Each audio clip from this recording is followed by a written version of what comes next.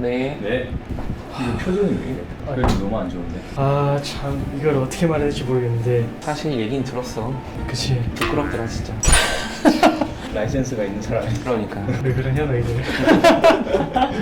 그래서 말인데 얘가 좀 나를 좀 변호하기가 좀 그래서 변호를 좀 맡기고자 하는데. 아 그러면 이제부터 비즈니스로 얘기하는 거잖아.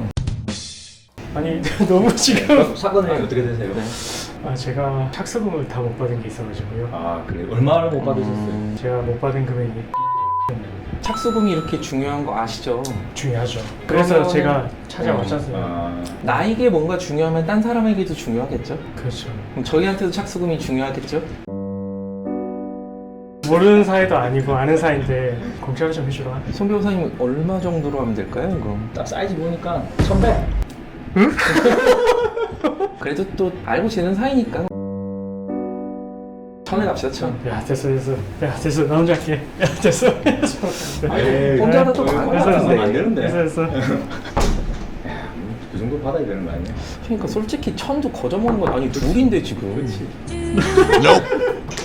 아직 미래에 좀 남은 것 같은데? 같은데? 이 변호사님 어디 갔다 오는 거예요 지금? 아니 나 그때 말했듯이 고소장 접수한다고. 근데 업무 시간이 너무 늦어가지고 좀 어두울 때 접수가 됐네. 아니 근데 그 고소장을 왜 경찰서에 안 내고 검찰청에 내본 거예요? 그 부분에 대해서 궁금해할 것 같은데 그 사실 지금 경찰서에 접수를 할 수도 있지만 검찰청에 접수를 하는 이유는 검찰청에 접수를 하게 되면 검사의 지휘를 받아서 이제 사건을 진행을 할 수가 있고, 그리고 사실 이제 경찰에 제출했을 때는 사건의 진행 여부가 애매한 사건들이 있는데 그런 거에 대해서는 어떻게 보면 좀 경찰에서 진행되는 것을 조금 꺼려 할 수도 있기 때문에 검찰에 이제 제출을 하게 되면 검찰에서 경찰로 이제 송치를 하고, 그래서 이제 거기서 이제 진행을 할 수가 있어서 거기로 제출했지. 접수했으면 이제 사건이 어떻게 진행되는지 좀 알려주시면 좋을 것 같은데. 예. 갑자기 존댓말 썼다가 반말 썼다가 헷갈리는데, 일단 검찰청에 접수를 하면요, 경찰로 이제 사건을 보내는데 지휘를 보내죠. 지휘를 보내고, 그러면은 경찰에 가게 되면 제가 고소인으로서 진술조서를 작성을 하게 돼요. 진술조서를 작성을 하게 되면 그게 이제 절차의 시작이고요. 그렇게 되고 나서 이제 피고소인 상대방을 불러서 이 사실관계에 대해서 들어보고 확인을 해보고, 이 절차가 이제 앞으로 진행이 되게 되는 거예요. 근데 그 진술하러 가면은 경찰서에 가서 진술해야 되잖아요. 근데 저는 직장을 다니고 있는데 경찰서도 낮에만 하는 거 아니에요? 그럼 연차 내고 가서 진술해야 되는 건가요? 네, 이것도 하나의 팁일 것 같은데, 경찰에서도 이제 교대 근무를 하거든요. 교대 근무를 하기 때문에 낮 시간에 일이 있는 사람들 같은 경우에는 밤에 근무하는 시간에 가서 조사를 받겠다라고 하면 그렇게 해주시거든요. 그래서 그때 이제 직접 가서 진술을 하시면 돼요. 저도 그래서 오늘 어떻게 보면 이제 접수는 이제 밤에 하고 왔지만 나중에 절차를 진행을 할 때는 똑같이 이렇게 어두울 때 만약에 진행을 하게 돼도 수사관한테 편의를 이제 봐달라고 해서 가서 진행을 하면 될 것 같아요. 그러면 이제 경찰에서 연락 오는 거는 어느 정도 걸릴까요? 사실 정해진 기준은 없어요. 정해진 기준은 없는데 보통 한 1, 2주 내로 이제 연락이 가기는 해요. 가기는 해서 저도 이제 계속해서 이제 기다리고 있다가 가서 진술을 하면 될 것 같아요. 이 변호사. 이 변호사님, 예. 아까 왜 도망가신 거예요? 경찰서에서 나오니까 괜히 뭔가 잘못한 것 같아가지고. 돼지였나?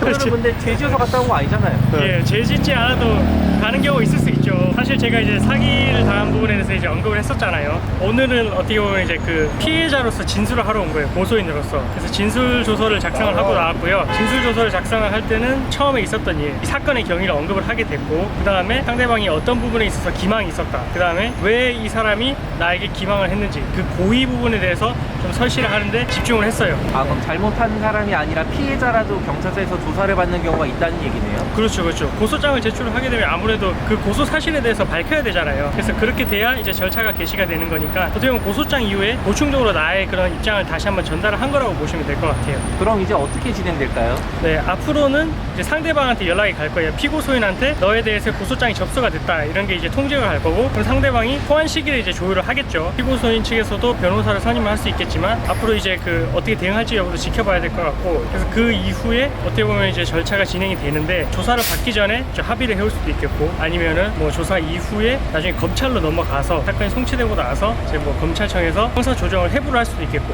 그 과정을 통해서는 합의 절차가 진행이 될 수도 있어요. 일단 저는 끝까지 처벌을 원한다라고 말씀을 드렸고요. 그리고 이 절차 진행되는 과정을 킥스라고 우리 인터넷을 통해서도 확인을 할 수가 있거든요. 예전 같았으면 사실 절차가 어떻게 진행되는지 보고를 하고 나서 앞으로 절차가 어떻게 진행되는지 약간 안개 속에 있었어요. 그래서 이렇게 영상을 보여드리는 이유도 앞으로 킥스라는 그 인터넷 사이트를 통해서 내 고소한 부분이 어떻게 진행이 되고 있는지를 확인이 가능하실 거예요. 그래서 그런 부분을 조금 알고 계시면 좋을 것 같아요. 저도 그렇게 확인을 할 거고요. 그리고 그 방법도 있어요. 수사관한테 직접 물어봐도 돼요. 수사관이 그거 갖고 뭐라고 하진 않아요. 오늘 조사는 얼마 정도 걸렸어요? 조사는 한 1시간 정도 걸렸는데 일단은 근데 저는 이제 피해자로서 진술했으니까 이제 그 정도 시간이 걸리는데 아마 피고소인 같은 경우에는 조금 더 시간이 오래 걸릴 것 같아요. 경찰서나 검찰청에 조사하러 가면 한 2시간, 3시간은 빼고 있어야 되겠네요, 시간을. 그렇죠. 네. 보통 그 정도 생각을 하셔야 되고요. 그래서 사실은 이제 경찰서 같은 경우에는 지금 시간이 밤이잖아요. 저는 이제 업무를 마치고 이제 좀 프리하게 와서 이 시간이 됐는데 어떻게 보면 그 정도 시간 되는 거를 이제 미리 수사관하고 이제 이야기를 해서 조율을 하시고 조사를 받으시면 되고요. 저도 그런 내용을 이제 말씀을 드려가지고 좀 편의를 봐주셔가지고 저도 이 시간에 와서 이제 조사를 받게 됐어요. 그리고 앞으로 진행되는 사항에 대해서 더 궁금해하실 것 같은데 너무 이제 댓글이 중간에 어떻게 진행되고 있는지 말씀을 많이 궁금해하셔가지고 제가 이렇게 준비를 했고요. 아마 앞으로는